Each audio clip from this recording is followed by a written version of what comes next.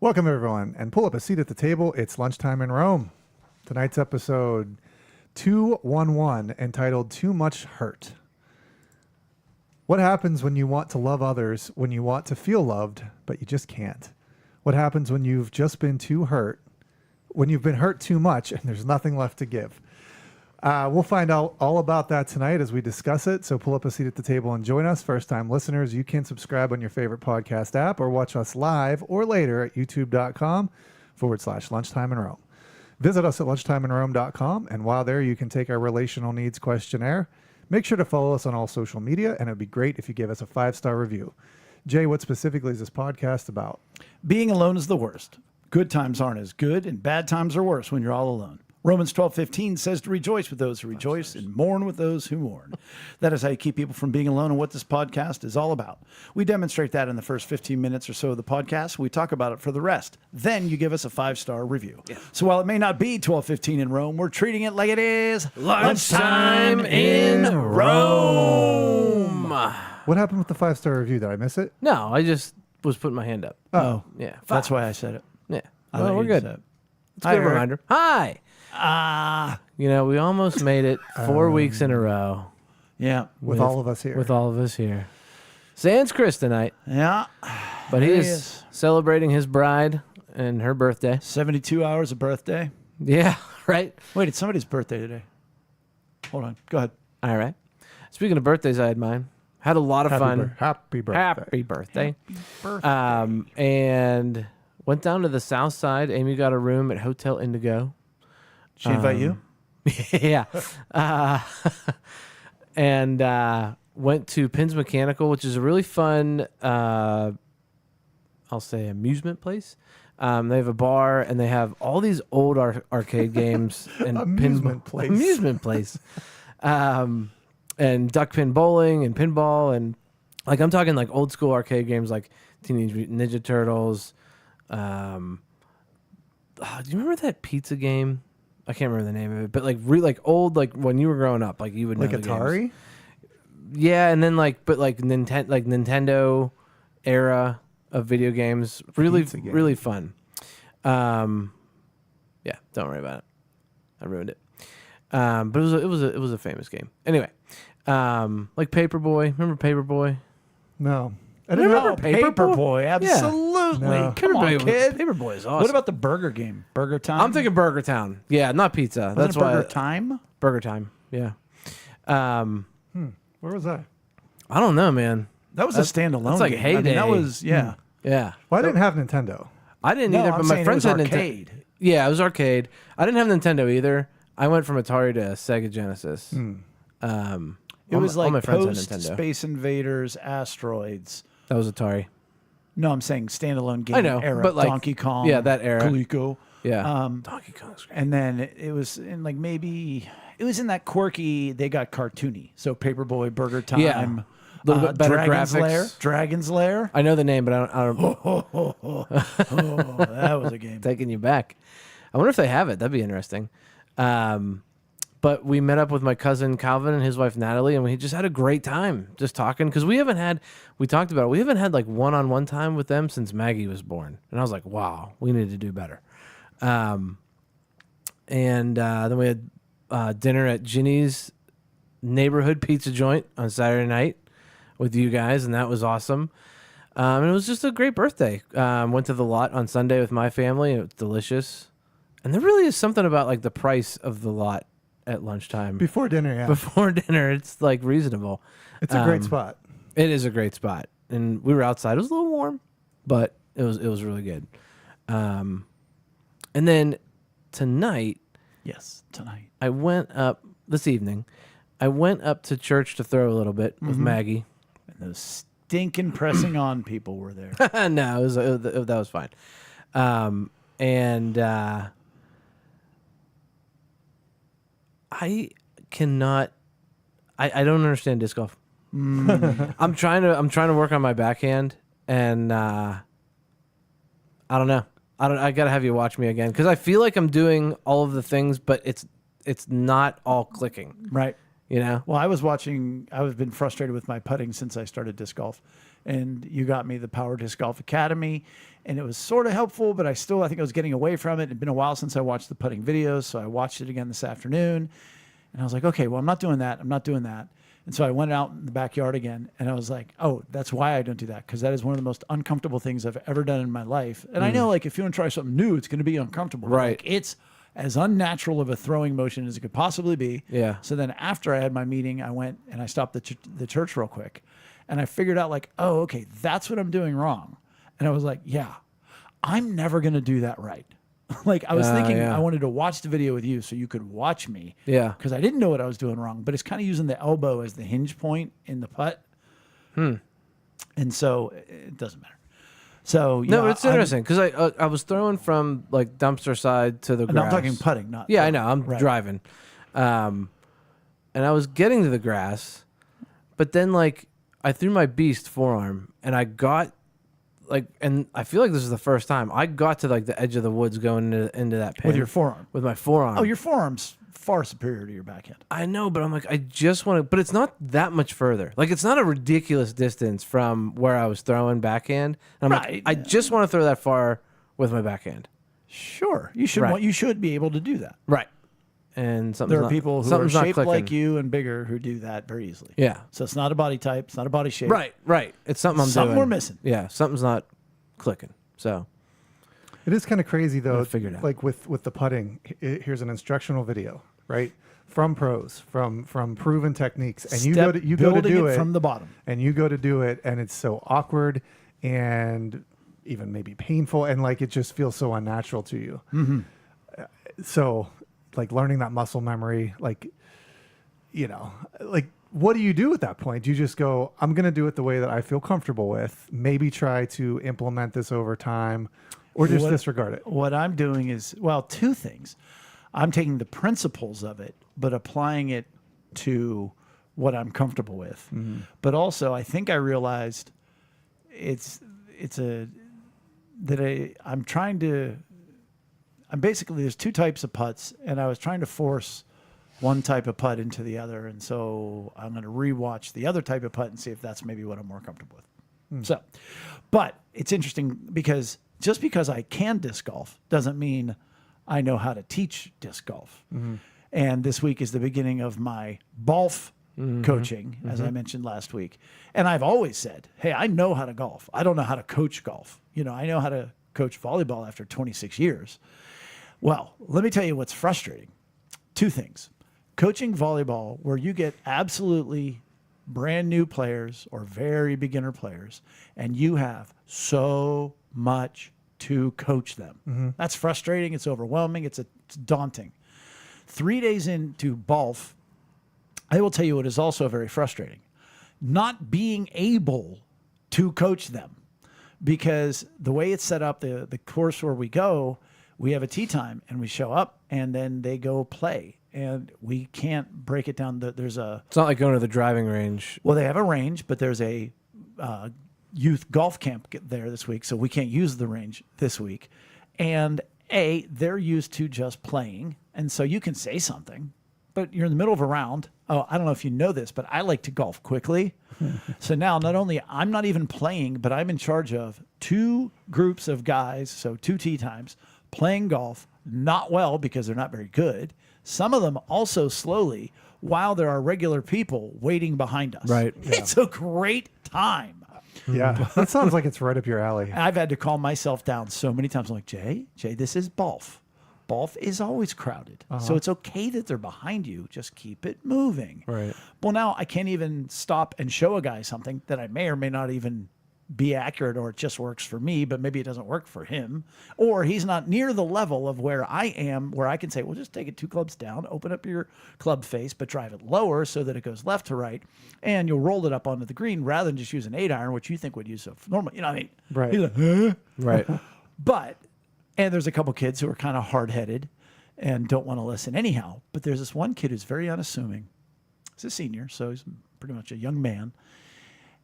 Nobody's good. Nobody's good on the team. There's nobody that's good. There's a couple kids who aren't really bad. Like we have 11 guys, and from what I've seen and been told, because 2 guys are still on vacation, there's like 3 that we could never possibly use in a match. Like they won't complete a hole.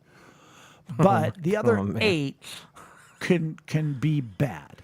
I'll be sure to make sure that Nick listens to this episode. I hope he does, because I said to him, talk about like I got out of coaching because I hated being in conflict. Now I know Nick's mom is a very nice lady and she likes me, but I tried to teach him something, and he argued with me the first time. Yeah. And then the second time, he was like, yeah, but I mean, I'm just going to do what I want. Yeah. And I said, Nick, you know me, and I know you. I said, I am about to pick you up and throw you onto the ground as hard as I can. Yeah. And that's when another kid said, yeah, Nick, what's your problem? And I turned and I said, Gavin, I said, did I ask you to be my backup? I said, I don't think I did, because Gavin's got a little bit of an edge to it. But I say all that to say this other kid, definitely not Nick, unassuming, he's not great, he's fine, he's got potential. He's about 100 yards from the green, last hole today, and there's a bunker in front, then pins behind the bunker, and the green goes off to the right. And I said, buddy, what's your goal here? And he goes, to get it on the green. And I said, I know, but what are you aiming at? Are you aiming at the flag, or are you aiming for the center of the green? And he goes, the flag. And I said, okay, but they're baiting you into it, because if you're just short, it's going to go in the bunker. I said, if you pull it a little bit left, you're going to miss the green. It's going to roll down that hill. I said, rather aim for the middle. Then if you pull it, it's closer to the green or closer to the hole. If you miss it a little to the right, you're still on the green. And he's like, oh, okay. And I'm like, see, that's all I'm asking for. I just want Right. to be able to coach a little That's bit. all you Right. need. Yeah. And at least he didn't say not to hit the bunker. Right. 'Cause That's true. That's negative. Yeah. Not to hit the bunker. So then I went around. I was talking to the assistant coach, who he's done it for a couple of years, retired guy, really understands golf and coaching. I mean, and so it's fun to be with him. And I'm standing there telling him that as the ball comes flying over the green. I was like, that's the one thing we didn't talk about. I was like, left, right, short. He's like, really? Watch this, coach. Smack it over. Wow. So that's been my experience. Yeah. I would love. Well, nah. I don't want to say I'd love to be inside your head while you're doing this, but Oh, it's manic. No, like yeah. Nah. First of all, you're ball golfing, which you don't hate, but it's not disc golf. And disc golf. you're on the golf course, like you said, with people behind you. Like if you're on a disc golf course, chances are you could stop and Teach for an hour. right. Yeah. And so none of those things are available. Sounds horrible. You just kind of But also, I ran into the father of a girl volleyball player that I coached in my first year as head coach. He pulled me aside. You're Jay Midlow. I'm like, yeah. Saw a kid who graduated in 2003 who knew a bunch of the people that I knew. So it's like, because we're out right in Penn Hills. Yeah. So, Right. I mean, it's, 3 Lakes, right? yeah. Yeah. It's cool. And, yeah. They have a pavilion now, which I didn't know about because their main banquet hall Where the is pool used to completely- be? Yeah. Yeah. But it's a permanent structure. Yeah. It's really nice. It And is, their yeah. bar, snack bars, very nice. their main banquet hall's what? Oh, it was, Can't use it it anymore? got flooded. That's Yeah. when, Where the bridge was. Yeah. Yeah. yes, they just shut it down. Huh. Whole building's closed. The whole building. That whole building. Oh, really? Can't Wow. even get into it. That's a shame. They're gonna have to like condemn it and tear it down or I something. don't know. I didn't ask. I would assume so at some point. Yeah. Unless they like redo it. But So Ethan has been driving, and he's over the past week he's about doubled the amount of time that he's driven from the time that he got his permit in March. So from March until this past week, he had about 7 hours. Now he's got 15 and a half over this All last right. week. And we did get your guy Dave. Oh, yeah? Yeah. So Ethan had a lesson yesterday morning at 7 a.m. and he had one this morning at 8:30. And Dave came to the door, and Oh, no. yeah, today was the day. They went up to Katanning. Dude, 28. Yeah, they went 3DR guy. Ah, so smooth. sorry. I didn't want to interrupt you. But I want to give a shout out to I Am Groot. Hey, who, Groot. He is He's arrived. watching. He's a 3DR guy. He's at the table. at the Hey, table. buddy. He is a tree. Yes. So anyway, 28. 28 up to Katanning. Yeah, and then he got back, and I had a chiropractic appointment today, which is out 22. Get off at Monroeville. I'll pass the hospital, and Ethan was like, "Huh, you have a chiropractic appointment? I think my back needs to be adjusted too." So I was like, "Really? You need to go in?" Oh, he wanted to drive. I mean, legitimately, he did need to be adjusted, but yeah, he drove. He did 22. He did the Parkway to 48 and back. So I did that with him. He's doing really well. It's so scary. His teacher, I felt pretty good with him. His teacher, like this morning when they got back from Katanning, he was like, he could drive anywhere. He was like, at one point, I was actually doing work on my phone. I wasn't even thinking about what Ethan was doing driving. So. And we're paying you? Dave's a real good dude.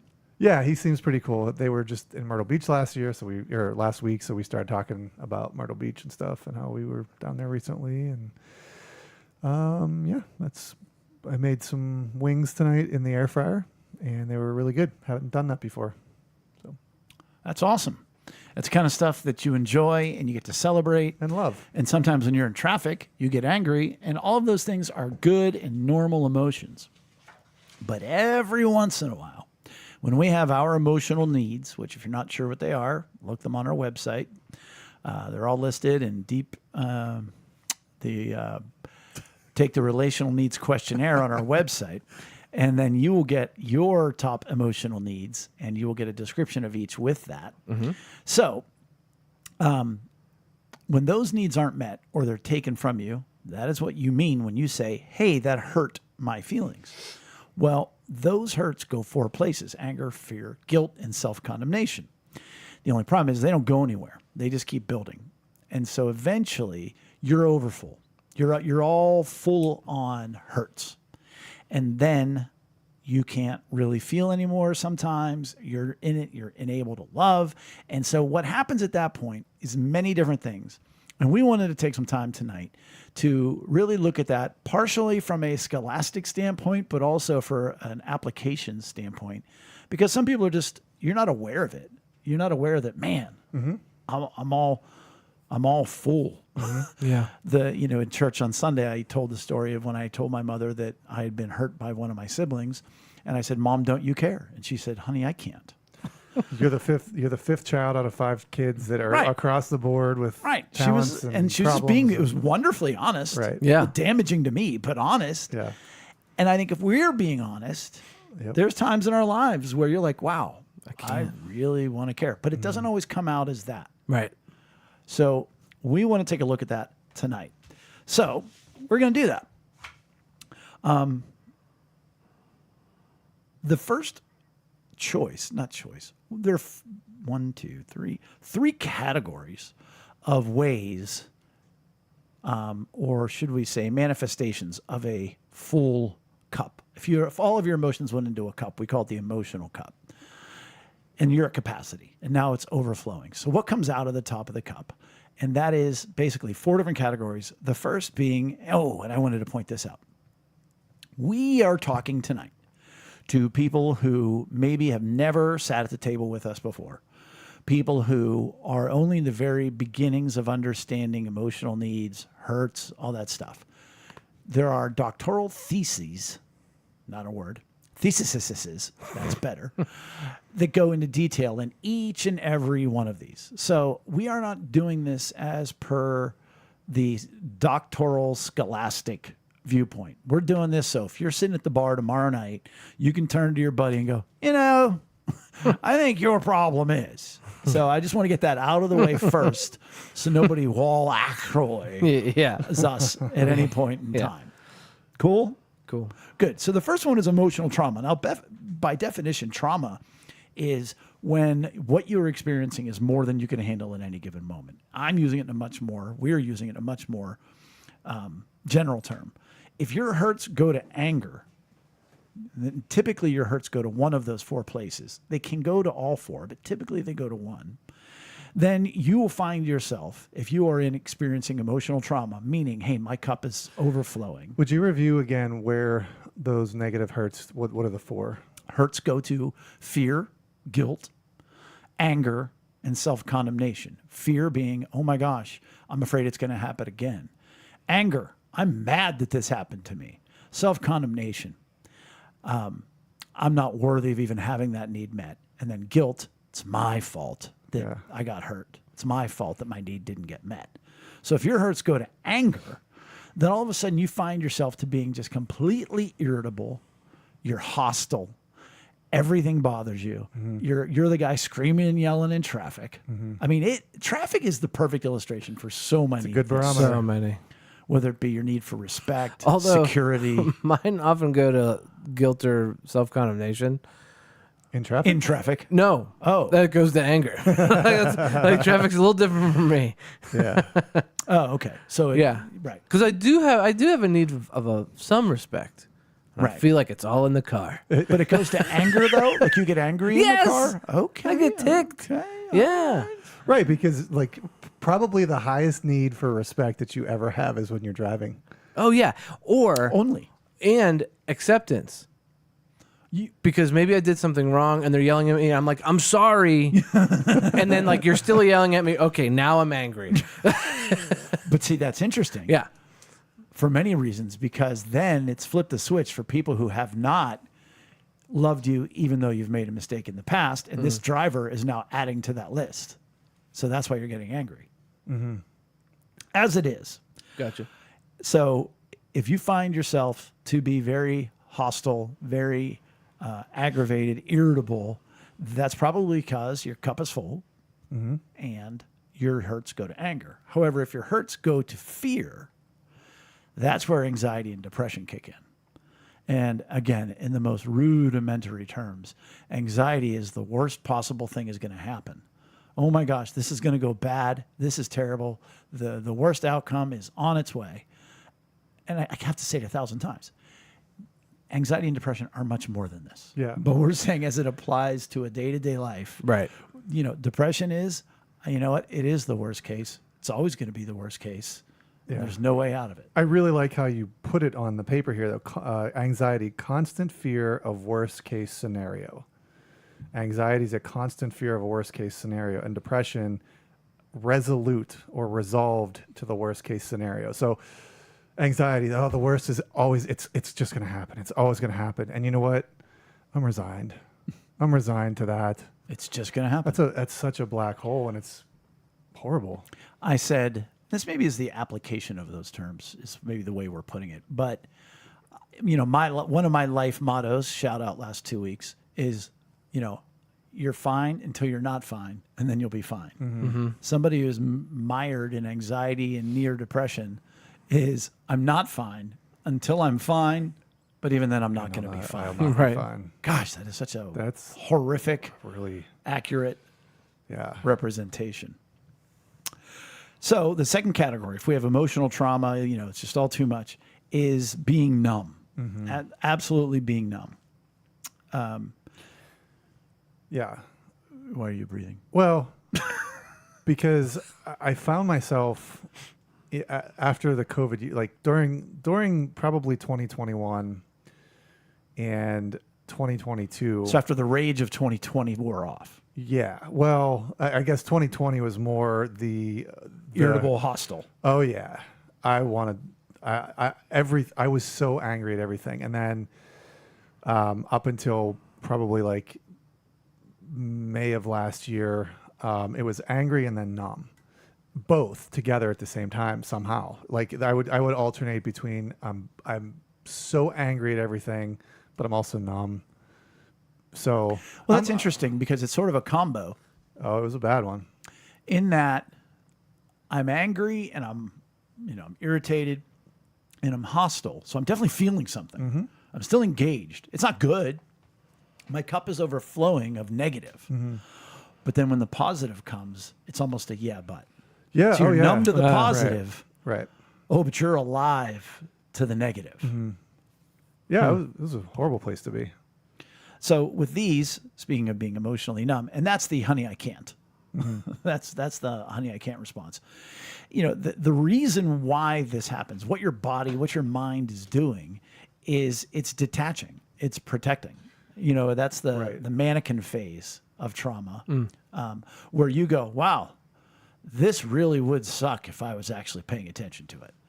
You know, and this is even the hysterical laughter. That's a version of that. Wait a minute. I have to laugh because this is so terrible. Well, it's not funny, Right. but you're detaching. Oh, I can only see the humor in this. Of course this would happen. When I pulled up Monday morning to the first day of golf practice, we've had gorgeous weather. It's been unbelievable. I'm in the parking lot the first day of golf practice at 8 a.m. By the way, you guys know how much I love to be up early. Skies open up, pours down rain. Now, I wanted to say, of course. Yeah. Of course this Monday would happen. morning. Right. But because my cup is not full, I was able to pause and literally say to myself, what a great opportunity to overcome. Oh, this is outstanding. I'm going to have a positive influence on these young men today. Here we go. Well, if I'm numb, it's, of course it's happening. Right. Right. And then it makes everybody else miserable around you. Well, that's the outward. You know, Yeah. if we look at the inward purpose, that's to detach, to protect, so that I don't hurt anymore. If I don't care, you can't hurt me. But the outward ramifications, you're not able to be loving. You're not able to be there for other people because you've shut off. If meeting somebody's needs is loving them and having your heart join with them, to rejoice with them when they rejoice and mourn with them when they mourn, if you've severed the connection between your brain and your heart, your heart's dying. It's literally dying. There's no life in it. So you become this emotional eunuch. That's a T-shirt. The emotional. That's a good band. They just stand up there all blank. You know what they don't play with? They don't play with heart. Or anything else. Still a PG podcast. I mean, So when I once was showing the emotional cup to people and I talked about emotionally numb, a friend of mine, and he was like, oh, yeah, that's me. He's just like, he's like, oh, absolutely. He goes, there's times where I'm like, wow, that should really piss me off. Whew, glad it doesn't. And then he goes, something good will happen. And I'm like, wow, that would be nice. Oh, well, anyhow, and just moves on. Huh. So, any other thoughts on being numb? No? No, I'm kind of numb to it. I'll now. tell you what's interesting, an illustration that I just thought of. Because there's that weird, that's another clinical term, random disease where like people can't physically feel things and like their nerves are messed up. They can't feel pain and stuff. Yeah, and you're like, man, that would be awesome. Yeah. Until you find out that they slam their hands in car Right. doors. Right. They get bed sores. you're supposed to feel pain so that you can not have like to stop have doing trauma. the thing. Right. right. And so think of the illustration of that to emotions. You know, it causes more damage. And you think about people that are so numb, they get into terrible relationships. They stay in terrible relationships. They put themselves in risky behaviors just so that they feel something. Yeah. I had a boss once, and we were working together, and I mean he was pretty big up in the company, and he slipped somewhere when we were out doing something, and Sounds so clandestine. well, No, keep going. yeah. So Strip club. I get it. and like he banged himself real hard off his truck, like his elbow, and like he didn't react at all. I was like, man, that had to hurt. He's like, I've all my feelings are gone, and I'm just gonna go F myself. And it was like Wow. he said it wanting me to And he's your maybe boss. kind of laugh, but like at the same time, like it was The saddest thing ever. It was an absolute window in his soul. Yeah. And I was like, wow, I don't want to ever be like that. He's like, one of his other things was like, I got one feeling left, and you're killing it. Wow. You know who I'm talking about. I believe I do. Well, that narrows it down. What's funny about that is that gives me a window into like if you're the employee, you're like, I don't think I want to work here too much longer. Certainly Like, don't want to do what this guy does. right. Like if I get to the next level, this is what I'm facing. Yeah. I'll not say anything. So if Not that he'll ever listen to the podcast, but It might. maybe you he have will. no idea, people come out of the woodwork just to sit at the table. I love that guy. Me too. Yeah. You don't want to switch places with them. No, I'm good with where I'm at. Another category is controlling and obsessive behavior. So if you think about it, emotionally numb is sort of detaching and being resolute. I'm checking out. The opposite of that is controlling and obsessive behavior. Think of the illustration being the person drowning. You know, they're going to clamor. They're going to do everything they can to make sure this never happens again. Their inward purpose is protection from future pain. they are going to be hyper controlling. They are going to handle and manhandle any variable that could affect their emotions. Protection from future pain. I love the way that you put that, because recently I've been really challenged with, again, all we have is right now. The past is the past, and the future is unpredictable. Like it's not there. So if we're constantly bringing the past into right now, we are bringing all those hurts in, right? So why are we living hurt right now when we could be letting a lot of that go and healing from it? Aha. Thank you to get to that point. Yeah. Because the old let it go thing. No. But I mean, like we work on healing those past hurts, but we still are bringing those into right now. If we're living in the future, it's what anxiety and fear could be there. Sure. Like you bring so much anxiety and fear because you don't know what it is. If you don't have trust, or if you don't have a vision or something you're working towards, it can be very fearful to live in the future, right? Mm-hmm. So I love what you're saying about protection from future pain, but of somebody that has a cup that's emotionally overflowing. If their past is so traumatic, so many hurts, and then they're protecting themselves from every moment from this moment on, they're living to protect themselves from being hurt. And that's like why they're doing the behaviors that they're doing. Dude, that's heavy. And that's a horrible way to live. It just hit me like real fresh.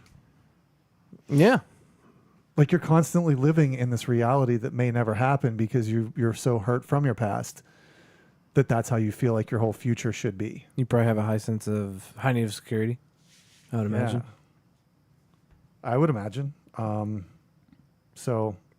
and I think the way to look at it with your timeline sort of illustration is, we need to prepare for the future. We need to be in the present, making sure we're healthy for the future. Mm-hmm. Right. You can't just wing the whole future. You got to. By addressing the past. Mm-hmm. I think that's the best way to marry all three. Mm-hmm. Like now, we can't change what happened. Nope. And we can't control what's coming. Nope. But right now, all we can do is get healthy as possible. Mm-hmm. So, with respect to what has happened in the past, but in preparation for the future. If we don't get healthy, one of the things that may happen is we become this controlling, obsessive person. That's in constant fear. Right. And so what they do is they steal needs, the outward manifestations of somebody who is controlling and obsessing. They have a high need of security. Okay, then they're going to call you 25 times a day to make sure you're okay, to make sure where you are. They have a high need of affection. Come and hug me. Give me a kiss. Tell me that you love me. High need of belonging. You're going to be checking the other person's phone all the time to make sure they're not cheating on you and to see what they're doing. And are the relationships okay? They're going to ask 1,000 questions. And is everything okay? And how was your day today? Was it a good day today? Or was it a bad day today? If they have a high need of I don't know, all of them, they steal the need. That's the drowning person as well, because they're just clamoring and scratching and clawing. They're going to do everything they can to avoid hurts in the future. And the other manifestation is it becomes an increasing activity and behavior. Again, like the drowning person. It's not effective. It does not help them. It does not satiate. Mm-hmm. It only amplifies. And it ruins relationships. And if your high need is acceptance, being loved, even though you've made a mistake, security, having peace in relationships, peace in life, belonging, knowing that you matter because of how you matter to somebody, the relationship you have with somebody, or even a general level of respect. If you call me 25 times a day to make sure everything's okay, and I'm eventually, guess what? I'm not going to call you back. No. Well, if you have a high need for respect, guess what? You're going to feel disrespected. Right. You're not going to feel loved. You're not going to do it. So then eventually, guess what? You're going to fill my cup with your hurt. So our individual cup of our relationship in between us. And if I choose to detach, I choose to, or even healthily put up a border and a boundary, well, that relationship's ruined now. Mm-hmm. So the very thing that you are working to protect, you're actually actively sabotaging. It's amazing how subtle self-sabotage or sabotage can be. Mm-hmm. And then if your hurts go to self-condemnation in the middle of the night, you're blaming yourself to a degree, rightfully so. But the reality is it's the ramifications of the hurts that were impressed upon you. So it isn't, it is your fault, right now. Right. But it's not your fault because you're preconditioned and you've been hurt and you have no other way to deal with this because you don't know how, because you haven't yet checked into a podcast called Lunchtime in Rome, which talks about it. So now you're all accountable. Thank you. Beyond that, we have sort of a catch-all category. So we've gone over the first three: emotional trauma, which is irritability, hostility, anxiety, depression.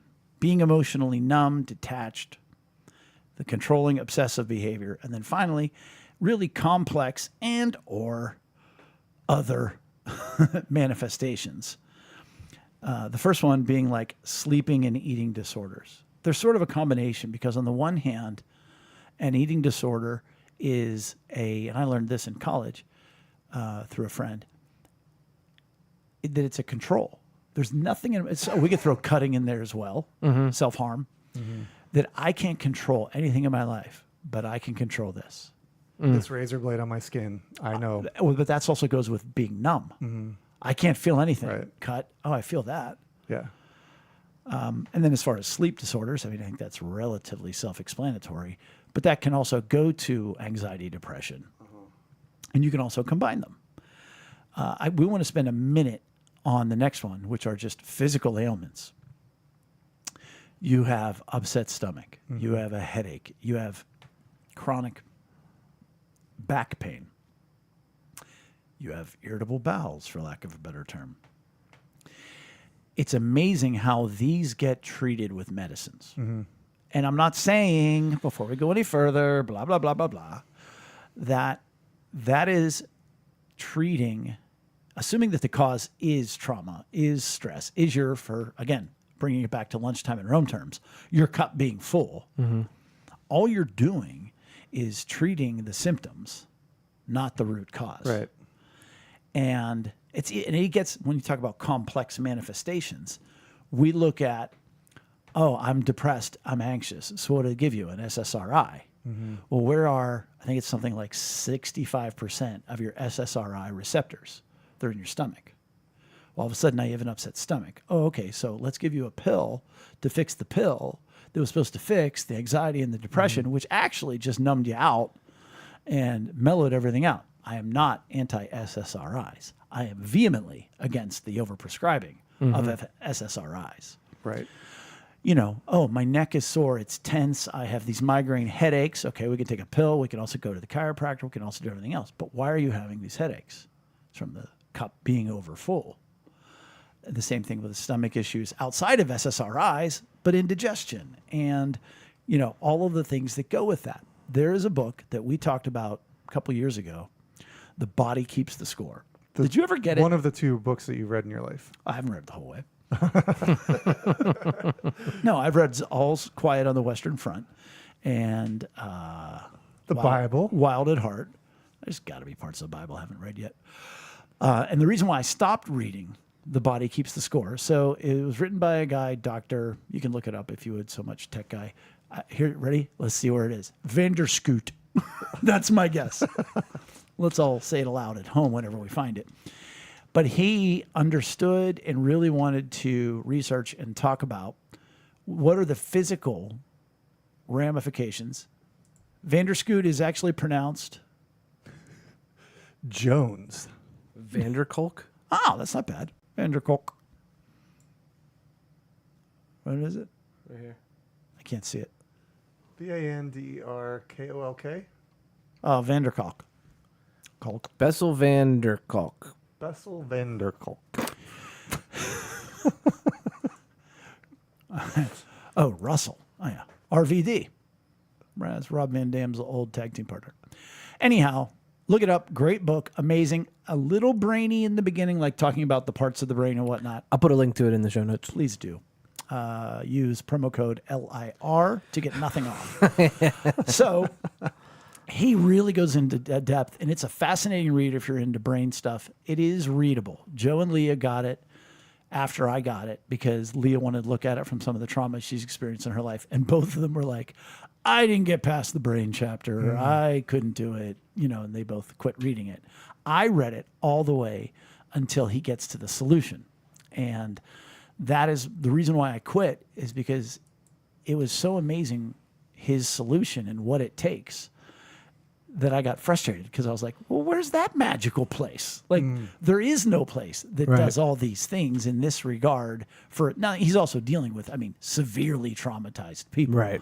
But to learn how it all manifests and how the body gets affected by trauma, it's a great read in that regard. And I'm not saying don't go to chiropractor. I'm not saying not take an aspirin for your headache. But we still have to make sure that we look at the root cause. Yeah, and with any complex problems, there's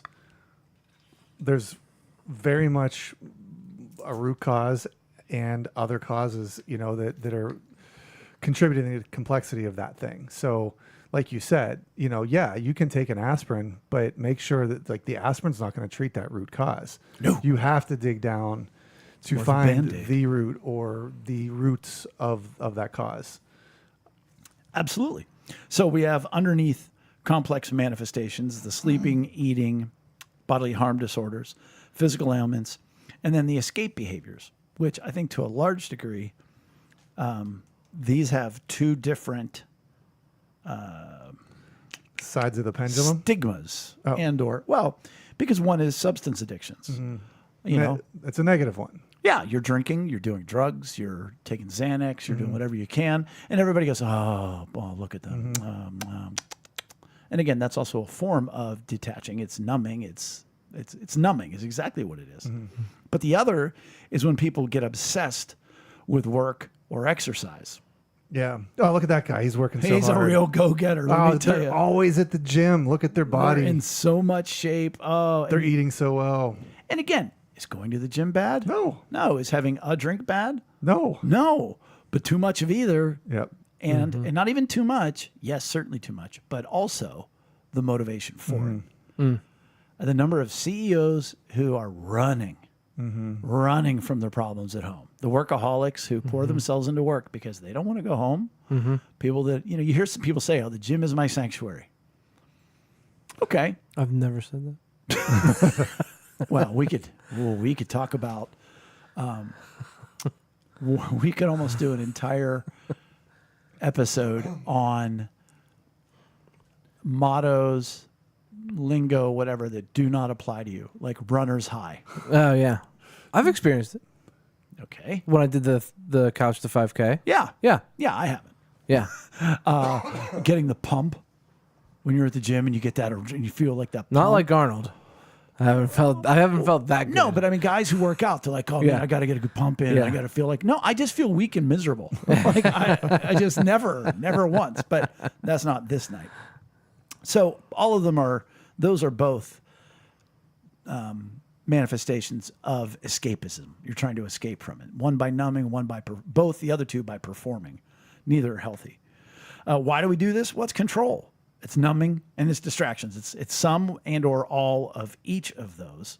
And the ramifications, gosh, it all depends on which one we're talking about, but they're all bad. And they all can potentially destroy relationships. Oh, absolutely. Right.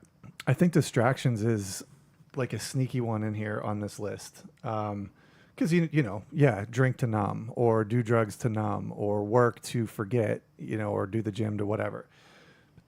The distractions, what a world of distractions we live in. When you want to talk about people running from problems, look at the world that we've created for ourselves. And that what is a problem isn't really a problem at all. Like that, the things we get outraged over. Well, yeah, right. It's a such distraction in and of itself. It's such a downward spiral. We're so hurt, so we create distractions, which distract us more, which make us more angry about things that we fight about that we don't even need to be thinking about in the first place. I often look at the people that they can't sit still and they're always scrolling. Like if they have 1 free second, it's a scroll. It's like, what? Stop. I'm sorry, you can't stop. Well, and even like the subcultures that have popped up. There's another little known podcast that Eric and I and Brian, you've listened to, called No Agenda. And they were talking about how in New York City, the one guy that is he's on Twitch, and I can't remember his name, but he's a big Twitch guy. But I've never watched him. Caleb, or He's not so big. I've seen him. You know what I'm saying? But he put on a stream like, "Hey, I'm going to be in Times Square or Central Park or whatever, somewhere in New York. and I'm going to give away a few systems." and mayhem ensued. And so they were talking about it. And of course, the one guy didn't know who he was. And he's like, what? They just watch video games? Yeah. And he's like, you have no idea You have no how idea. much of an industry this is. And that you think about It's it. huge. It's so huge, and it's manipulated, and it's everything else. And he goes, they don't care what's going on right now in the battle for Africa between Russia and China and why the United States is not part of it. That's not even a thing. They're not worried about anything else right now because they've just divided themselves into this passionate culture and into this. And then, of course, they destroyed half of New York City. And the problem is proving it, because how do you know it wasn't already destroyed? Hey-oh. Hey. Anyhow, Oh, shot, fired. yeah. Wait till New York tries to come back at me. So, yeah, it goes lots of bad places. And the typical solutions, like we talked about, especially in the last one, are medicines, are treating the symptoms, but not the root causes. And that if it is rendered ineffective. Even most counseling, you know, if you have so much trauma with your family, nobody here does this apply to. But if you had so much trauma that you went to literal what's called family therapy, they teach you how to manage the relationships in your family. Okay, well, if mom bothers you, if dad's always stopping over unannounced, if cousin Jimmy's drinking again, okay, well, then let's not talk to cousin Jimmy after 4 p.m. and let's make sure this and that. Okay, that's good, but it does nothing with the original hurts that have driven you to this point. And there's psychotherapy and all the different therapies that are out there. Again, I'm not against therapy. I'm telling you, they don't take away the original pain. Does that make sense? Mm-hmm. They don't heal the original hurt. Right. Just like Like behavioral therapy, you can change your behavior, but the ultimate hurt that was causing that behavior is not still there. right. Cognitive behavioral therapy. Yes, that's the Use your word. brain Yeah. to think differently about this pain, and how can you use it to your advantage? Great. Guess what's still there, though? The pain. Right. And the only way is true biblical Romans 12:15 emotionally focused therapy. Rejoice with those who rejoice. Okay, that's not so much getting rid of pain, but mourn with those who mourn. And if you want to do research on it, it's called emotionally focused therapy. And in its simplest proofs or evidence, and I do mean simplest, rudimentary, when you tell a story about a painful moment, traumatic or just bothersome, you get that pit in your stomach. You get that little gulp in your throat. You get that sear of your forehead. When you share that with a trusted loved one, who then also joins you in whatever emotion you're experiencing, and they care enough about you, they have the insight to understand you, and they join you and they feel that with you. The next time you tell the story of that pain, of that moment, you will remember the pain, but you'll also remember. You will not be able to detach the memory of that person joining you in that emotion. So that comfort, them mourning with you when you mourned, or raging with you when you raged, or being sad with you when you were sad, whatever it is. Right. That is now forever attached to the pain and to the trauma, and it doesn't hurt anymore. You cognitively remember it, but the hurt is gone. Right. So let me ask you this. A lot of us remember very significant hurts. I would say all of us, unless you're completely detached, but go Well, on. yeah, all of us remember very significant hurts or very profound moments. What do you do to dig through to heal the hurts that you can't even remember happening? Like, they're just buried in there, right? And you know that they're still hurting you. Mm-hmm. What do you do about that? What I would encourage somebody to do in that situation is go through the manageable hurts, for lack of a better term. Okay, I don't remember something. I know something bad happened when I was 5. I can't remember anything before 5. But like you said, your brain, and again, the body keeps the score, talks about this great, that it's a safety mechanism. Like your body went, well, we're not doing that. Well, you're not going to fling that door open. Okay, but you might open the door to the hallway that attaches to that room. And now we can walk down that hallway a little bit. And so you have to heal the other hurts to the point where you're ready to go into that hurt. And again, In no way, shape, or form am I giving medical advice to anybody. I'm speaking in general how this works, so that the more we get ahead of these things, the more that you can sit down with your spouse and say, you know what, tell me more about getting bullied when you were in 5th grade. Tell me more about that time your dad didn't come home, so that we don't get to the point where we are in need of unbelievably intense therapy. But to your point, it's just like anything else. It's not a rip the Band-Aid off moment. Right. Because what happens when we rip a Band-Aid off? It bleeds. Yeah. Right. You rip the scab off. The scab's there for a healing. You might want to put a little ointment on it. Right. You might want to take around it. But I would work backwards to the more painful memories.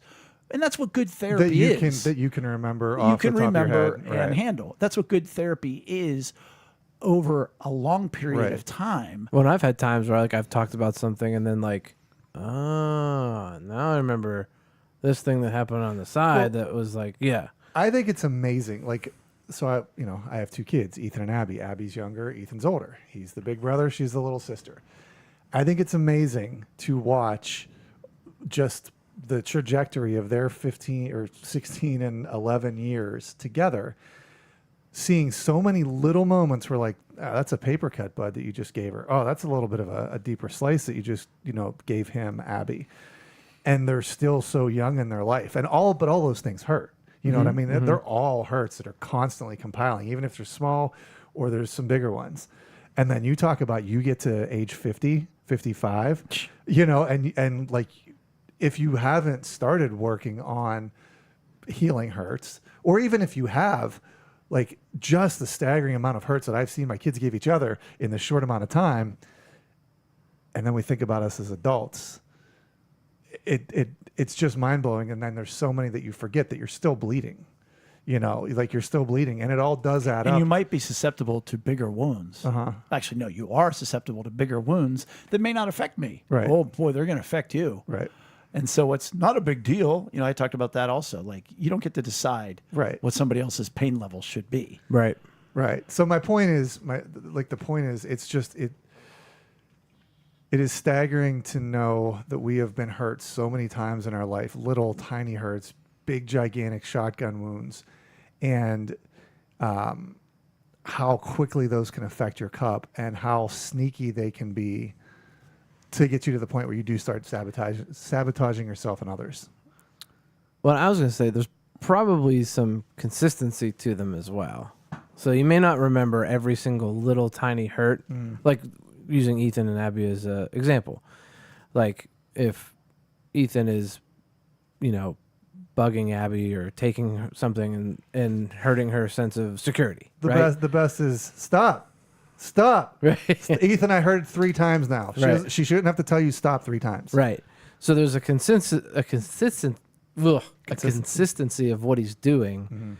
So you'd be able to identify that larger consistency. Maybe not every single individual so one. Here's the bucket of this. Here's the bucket of that. So you can figure out what it is, and then that's a really good way to put that. And then how it impacts you later on in life as you get older. Yeah. Yeah. Yes, it is overwhelming. Yes, it is if you really think about it, it can be an unending supply of hurts over the years. But the alternative is even more overwhelming. Of just leaving them sit there. Yeah. Right. And and it's crazy for me, to sit there, stand there in front of a congregation of people, and I say, I don't care if you're 95 years old, you can begin to heal from some of this. Yeah.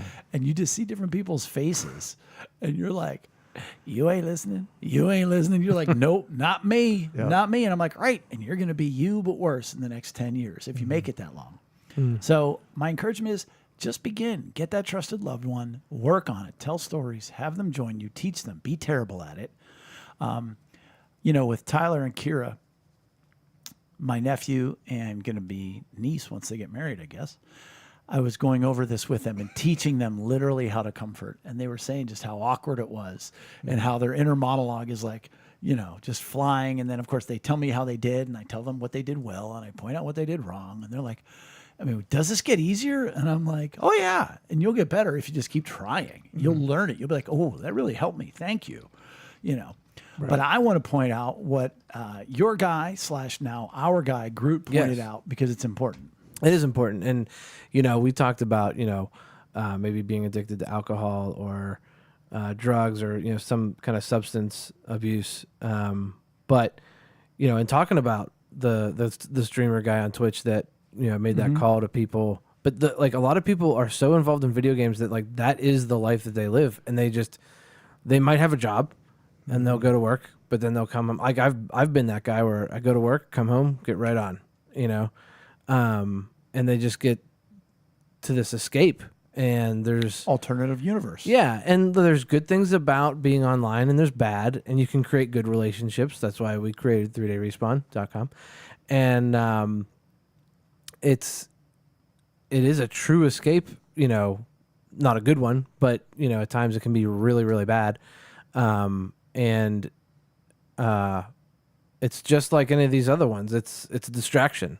It can, if you're numb, it's a really good distraction because I'm getting some attention for being this guy online, but you're not really getting a really good relationship. That's why I encourage if there's anybody in 3DR that wants to, get involved. I always say get involved in your local church. It's cool that you're here and I love that you're here and I want you to be here. And we need people online to play with that are like-minded and not, jerks online, but get involved in relationships in real life, so you can have those real experiences and not lose your mind. Because, it is a big distraction. Games are supposed to be fun, Right. and they are fun, and they should be fun.